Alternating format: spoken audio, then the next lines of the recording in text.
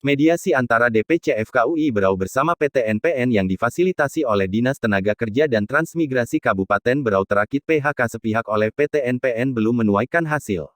DPC FKUI Berau meminta agar karyawan yang di PHK secara sepihak tersebut dapat bekerja kembali ke perusahaan perkebunan sawit PT NPN. Ari Iswandi selaku Ketua DPC FKUI Berau dalam penyampaiannya dalam forum tersebut, mengatakan bahwa aksi mogok kerja yang terjadi di perusahaan tersebut diakibatkan pemutusan hubungan kerja secara sepihak oleh PT NPN yang alasannya kurang jelas. Aksi mogok kerja dilakukan karena terjadinya PHK sepihak di PT Natura Pasifik atau NPN terhadap 4 orang driver truk pengangkut buah TBS awalnya. TBS dengan kronologi sebagai berikut. Awal driver truk TBS 4 orang ini dipanggil untuk membawa mobil tangki pengangkut CPO. Semua melaksanakan dengan baik, dengan berjalan, tetapi ada masalah dengan upah dan sistem premi di lembur. Tapi dan pihak manajemen akhirnya mengeluarkan surat pemutusan hubungan kerja terhadap 4 orang karyawan supir CPO yang di dalam suratnya adalah pemberitahuan pemutusan hubungan kerja karena efisiensi untuk mencegah terjadinya kerugian. Nah, yang jadi penyampaian kami dari DPC, kenapa 4 orang ini yang sudah muncul kesepakatan 2 kali di dalam pertemuan Pak, hasil kesepakatan dan ditandatangani oleh manajer itu diingkari. Operasional truk CPO akan mulai aktif berjalan kembali diperkirakan pada bulan Agustus 2020. Mereka menjanjikan pada waktu itu. Nah, tapi lagi-lagi itu diingkari oleh pihak manajemen. Sementara itu, Welly selaku salah satu pengurus PT NPN tersebut memberikan penjelasan bahwa 4 karyawan tersebut di PHK dikarenakan tidak memenuhi prestasi kerja sesuai standar yang telah ditetapkan perusahaan. Terkait PHK 4 orang sudah CPO. Kami sudah menyampaikan surat PHK itu pada tanggal 3 Juli 2021 kepada keempat supir CPO. Kita panggil ke kantor PT NPN, ya, dihadiri juga dari wakil Pak Arnold, itu menyaksikan juga. Kita sampaikan juga ke mereka kenapa terjadi pemutusan hubungan kerja ini. Karena hasil evaluasi kerja kita yang dilakukan oleh perusahaan menyatakan bahwa tidak memenuhi prestasi kerja sesuai standar yang ditetapkan perusahaan, sehingga mengakibatkan kerugian yang berpotensi mengakibatkan kerugian lebih besar yang berdampak terhadap personal perusahaan ke depannya. Ya. Nah, kami berdasarkan pasal 154A huruf B Undang-Undang Nomor 11 Tahun 2020 junto pasal 43 ayat 2 Peraturan Pemerintah Nomor 35 Tahun 2001 dan Peraturan Perusahaan. Kan kita sebagai manajemen Pak melihat dulu, ya, kinerja itu gimana, kesulitannya gimana, seperti apa gitu. Kenapa waktu pertama kali itu bisa 3 rate, 4 rate, ada datanya kita. Begitu. Pertama kali kan, kenapa kesini seolah-olah 2 rate itu susah sekali gitu.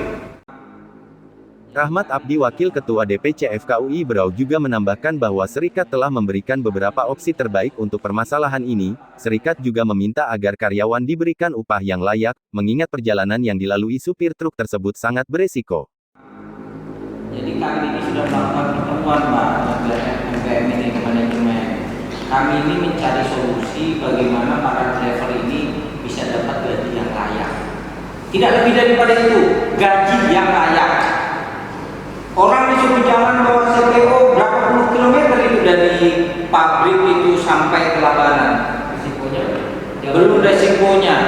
Kita sudah tawarkan semua opsi-opsi terbaik, yang mana opsi-opsi itu tidak lebih daripada 5 juta Pak satu bulan hasil daripada mereka. Bayangkan Pak, itu dengan 2 red, pulang jam 10, jam 11 malam sampai ke tempat kembali lagi. Itu sudah kita bicarakan opsinya yang terbaik. Kami hanya minta gaji yang layak, tidak lebih dari itu. Itu sudah berapa kali ketemu Pak. Kita pernah aksi mogok di sana. Ini juga yang kita bahas. Diberikan kesepakatan, oke, dan dijalankan. Ribut lagi teman-teman. Kami ke sana bicarakan baik-baik. Jauh-jauh kami ke sana. Bagaimana teman-teman ini bisa dapat gaji yang layak? Buat lagi kesepakatan, oke. Tidak dilaksanakan lagi. Nah, mau aksi lagi, pertemuan lagi kemarin di kafe family, buat kesepakatan lagi, tidak juga dijalankan lagi. Akhirnya keluar surat PHK, datang kami ke sana Pak, kami DPC datang ke Segah. Yang kami mau bicarakan bagaimana ini baiknya teman-teman ini, gitu kan. Tapi apa jawabannya? Tidak diterima kami di sana Pak. Mau bicarakan, ini mau sampai kapan?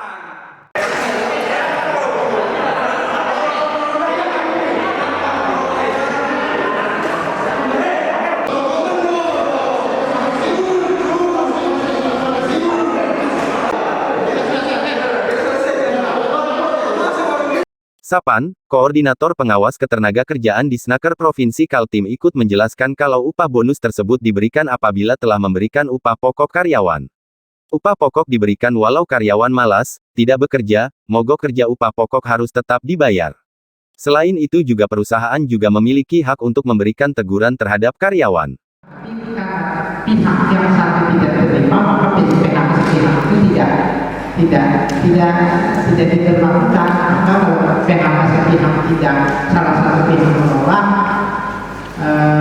maka kasus ini akan masuk ke ranah perselisihan. Perselisihan itu dilakukanlah langkah-langkah pertama di partai 1, tidak sepakat masuk ke di partai 2, tidak ada kata sepakat lagi masuk ke mediasi 1, sudah 3 pihak masuk ke disnaker dari 1, masih tidak ada kata sepakat. Tapi dalam upaya untuk menyepakatkan terus. Karena gini, yang sifatnya ritasi atau realitasi atau orientasi atau jam-jaman itu harus dibayar setelah upah pokoknya dipenuhi. Dia upah pokoknya harus UMK dibayar dulu. Nggak boleh realitasi itu masuk dalam UMK. UMK sudah pasti jalan tangan. Mau malas, mau apa, mau masuk cuma 1 jam, tetap UMK harus bayar. Tinggal untuk mencari keadilan harus adil. Perusahaan mau bayar 1 jam, dia masuk standarnya kan 7 jam sehari. Kalau masuk dia cuma 1 jam, perusahaan harus tetap bayar UMK, tidak boleh dikurangi. Untuk cari keadilan, perusahaan juga punya hak untuk menegur orang yang malas-malas. Jadi adil ya, adil. Jadi orang malas pun misalnya harus melalui sanksinya bisa SP1, SP2 sampai PHK bisa aja. Bagi karyawan yang mungkin upahnya sudah dibayar sesuai standar, kemudian dia tidak melakukan haknya, tanggung jawabnya bekerja di jam sampai 40 jam seminggu. Sony, Kabid Disnaker Trans Berau mengatakan, Disnaker Trans hanya memiliki wewenang apabila permasalahan ini sepakat maka akan mengeluarkan surat anjuran. Namun anjuran tersebut bukan keputusan atau ketetapan melainkan sebuah dasar kedua belah pihak menerima atau menolak. Jika menolak, hal ini bisa dibuatkan gugatan ke Pengadilan Samarinda. Mereka ini masuk semuanya sudah Pak, dua-duanya masuk, minta dimediasi untuk mediator lah, mediator ini ibaratnya prahakim lah, prahakim yang punya wewenang apabila sudah sepakat mengeluarkan surat anjuran. Anjuran itu bukan putusan, bukan ketetapan, itu hanya sebagai dasar kedua belah pihak apakah menerima atau menolak. Yang menolak nanti membuat gugatan ke Pengadilan Samarinda. Nah, kami fasilitasi hari ini terkait ada surat mereka itu mogok kerja di dalam perusahaan. Nah, undang-undang menyatakan kalau tidak salah itu pasal 141 mau mogok, sudah mogok, menghentikan mogok, masih mogok, itu instansi terkait wajib menyelesaikan apa yang menjadi permasalahannya. Nah tadi kita gali tadi Pak, ternyata ada masalah yang sudah berlanjut. Kami juga menyayangkan, semestinya pihak perusahaan, kita dengar tadi ini kan 2019 masalah. Kenapa mereka tidak konsultasi ke kita atau apakah bertanya kami seperti apa kira-kira masalah kami ini. Ini sudah ibarat bola salju itu menggelinding, tiap meledak sudah baru masuk ke kami.